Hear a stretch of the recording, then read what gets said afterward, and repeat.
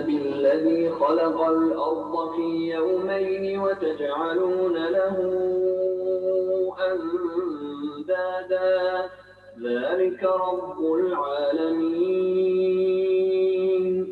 وجعل فيها رواسي من فوقها وبارك فيها وقدر فيها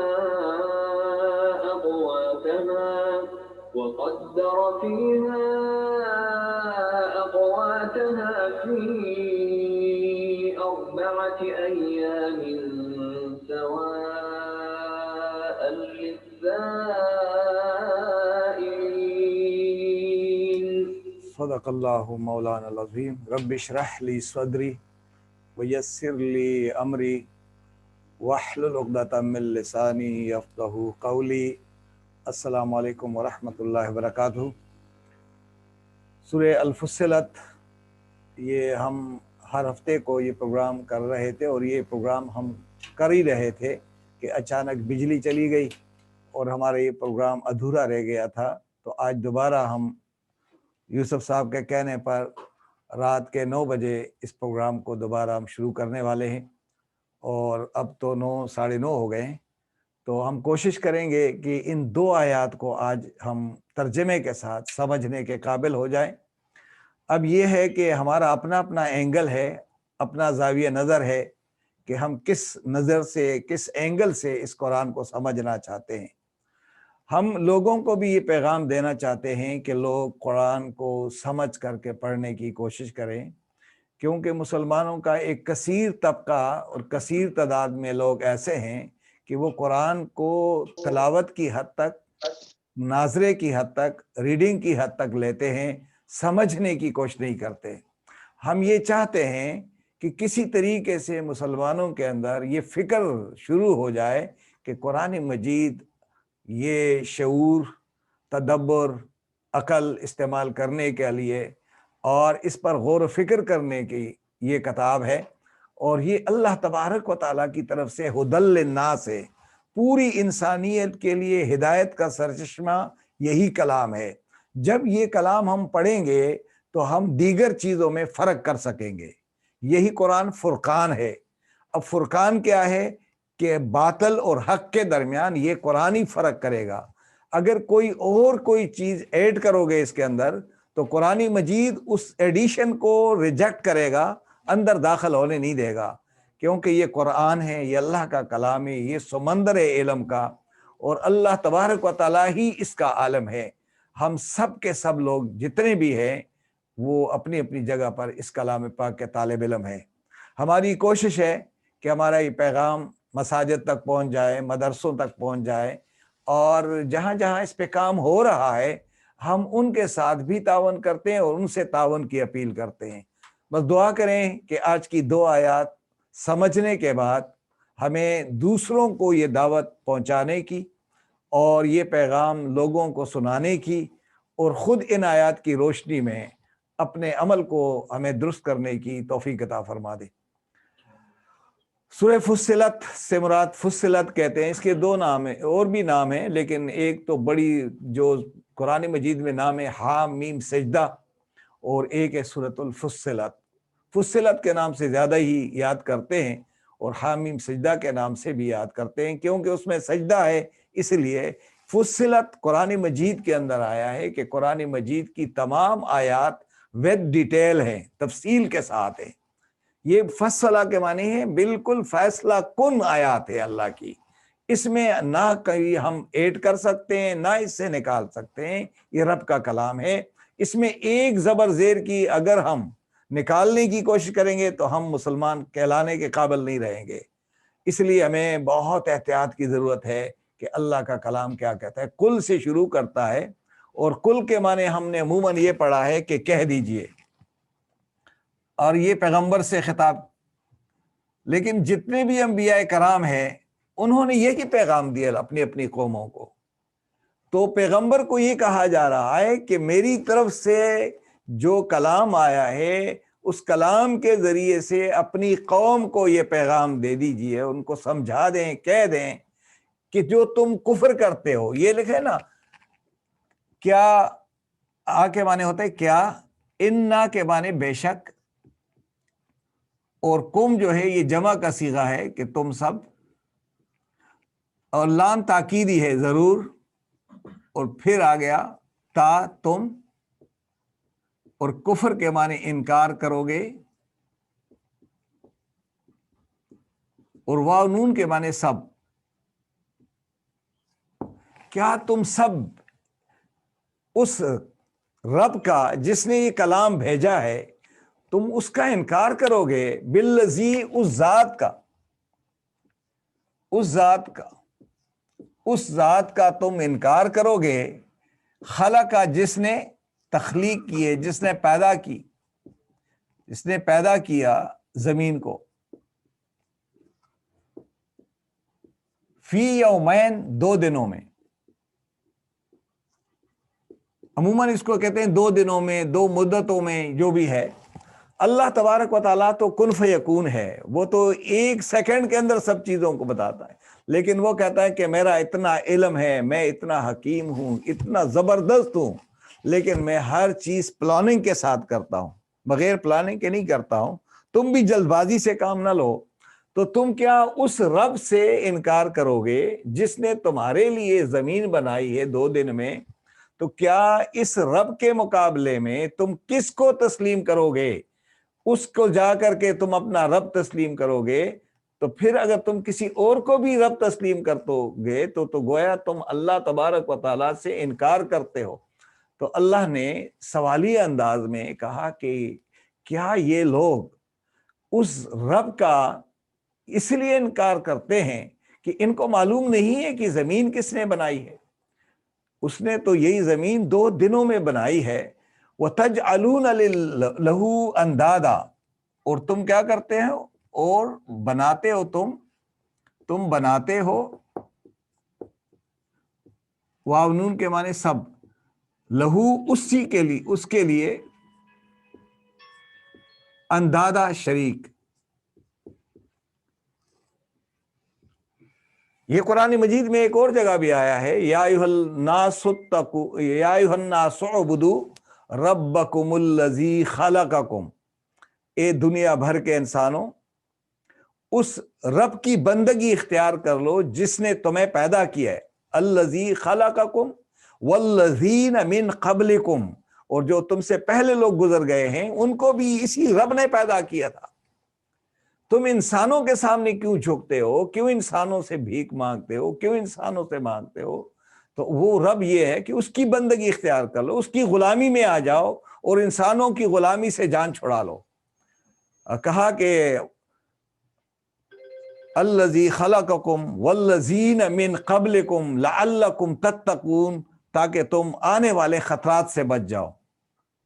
یعنی تقویٰ کے معنی یہ ہے بچ جاؤ تم۔ اگر تم اللہ کی بندگی نہیں کرو گے، کسی اور کی بندگی کرو گے، تو تم آنے والے کیا خطرات جو آتے ہیں یا عذاب آئے گا اس میں چلے جاؤ گے، پھر تمہیں کون نکالے گا؟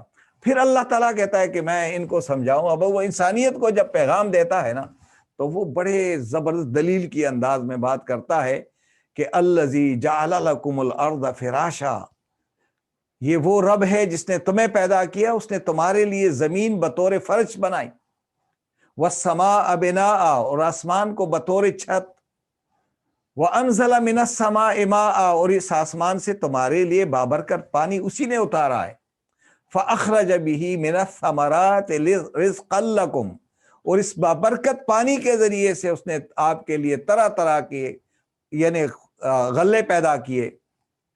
جب یہ سارا کام اس رب نے کیا اور اس تمام کام میں رب کے ساتھ کوئی شریک کار نہ رہا، تو آپ کیا فلا تجعلوا للہ اندادا، تو اس رب کے ساتھ کسی کو شریک مت ٹھہراؤ، کسی معاملے میں بھی اس قرآن کے ساتھ بھی کوئی شریک نہ بناؤ، نہ رب کے کائنات میں کسی کو اس رب کے ساتھ، کہ رب کے ساتھ کوئی مددگار شامل ہے، کوئی مددگار نہیں ہے، اللہ سب کی مدد کرتا ہے۔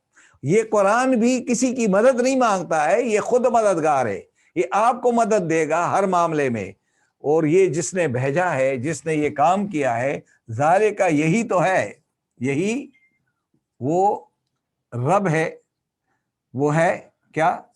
جو پالنے والا ہے،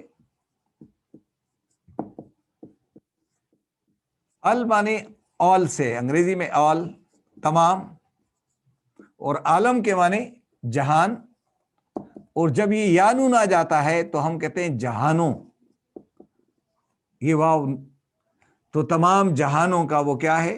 پالنے والا ہے۔ جہانوں کا پالنے والا اللہ کے سوا اور کوئی نہیں ہے، تو اس اللہ سے ڈرو اور اللہ تعالیٰ کا انکار مت کرو۔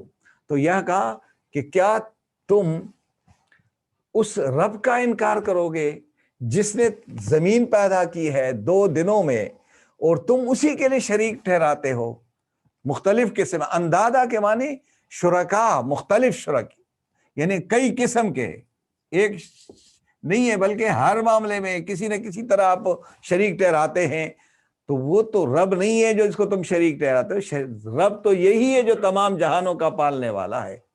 آگے کہا ہے وَجَعَلَ فِيهَا، اور نصب کر دیے، یہاں پہ بنا دیا ہے، ویسے ترجمہ ہم کریں گے بنا دیے، یا ہم کہیں گے نصب کر دیے، فیہا اس زمین میں، رواسیا پہاڑ، یعنی اس نے اس زمین میں سے پہاڑ نکالے، یعنی یہ زمین ہے، سرفیس ہے، تو اللہ تبارک و تعالیٰ جب پہاڑ نکالتا ہے تو زمین کے اندر سے کئی گنا نیچے جا کر کے، اور پھر وہ پہاڑ اوپر سے تھوڑا سا نظر آتا ہے، اصل میں اندر نیچے ہوتا ہے۔ تو اللہ کہتا ہے کہ وَجَعَلَ فِيهَا رواسیا، اور اس زمین میں سے ہم نے پہاڑ نکالے، بنائے، من فوقہا، اس کے اوپر سے، فوق کے معنی اوپر، اور ہا کے معنی اس کے، یعنی زمین کے اوپر سے، جو مضبوط پہاڑ ہم نے اس کے اندر نصب کر دیے ہیں تاکہ اس زمین کو بیلنس رکھے، ان تمید بکم، تاکہ یہ زمین ہلے نہیں، یہ میخیں ہیں ایک قسم کی، وہ بارکا، اور کیا کر دیا؟ اور برکت ڈالی، فیہا اس میں، یعنی زمین میں یا ان پہاڑوں میں اللہ تبارک و تعالیٰ نے کیا کر دیا؟ برکت ڈالی، مبارک کر دیا۔ کیا کر دیا؟ کہ ایک پہاڑ کے اندر جو اللہ تبارک و تعالیٰ نے، زمین ہے اور یہ زمین کا حصہ ہے یہ پہاڑ، تو اس زمین کے اندر جو پہاڑ ہے اس کے اوپر بھی اور اس سے اوپر جتنے بھی ہیں، اس میں اللہ تبارک و تعالیٰ نے برکتیں ڈالی ہیں۔ برکتیں کیا ہیں؟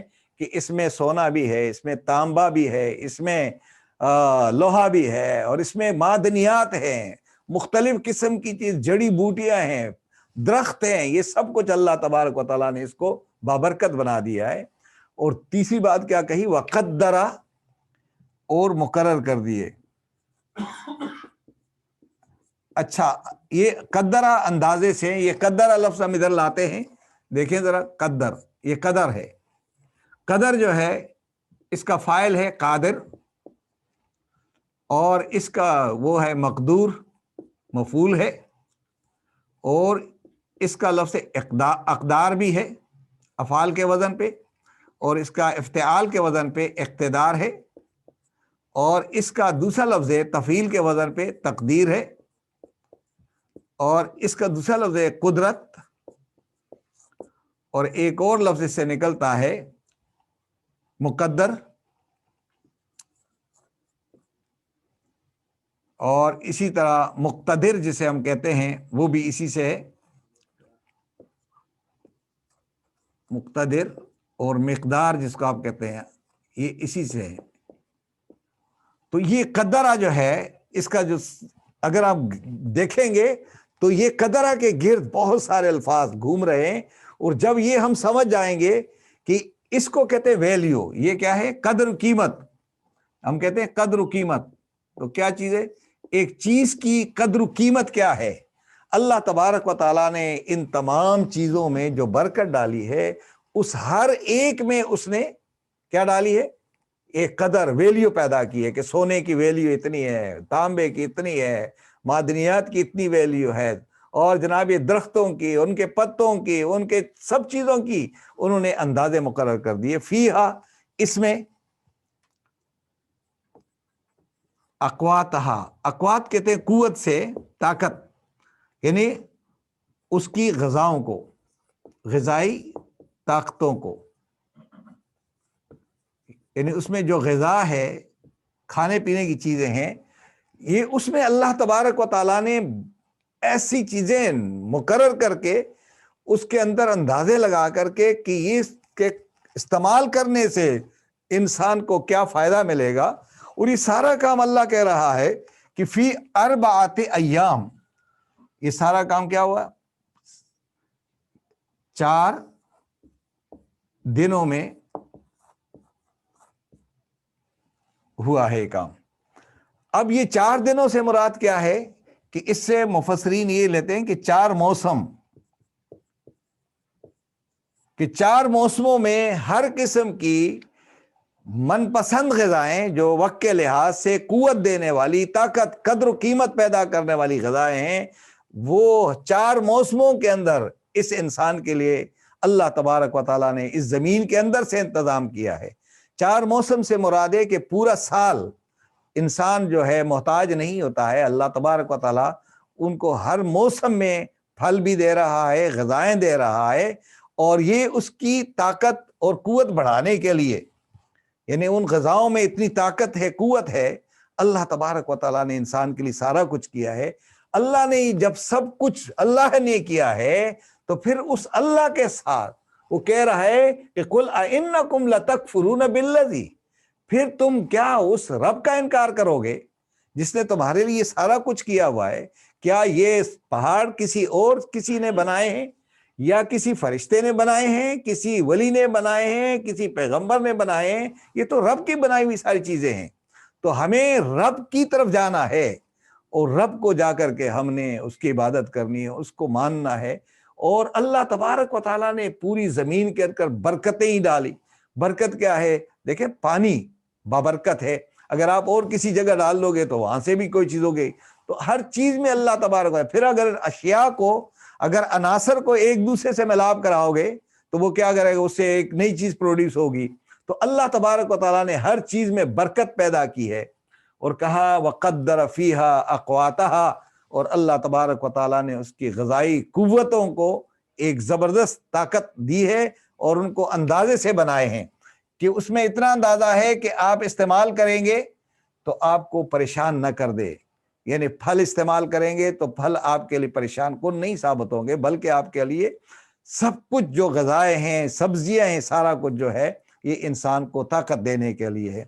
سواء للسائلین، سواء عین مطابق ہے، عین مطابق ہے،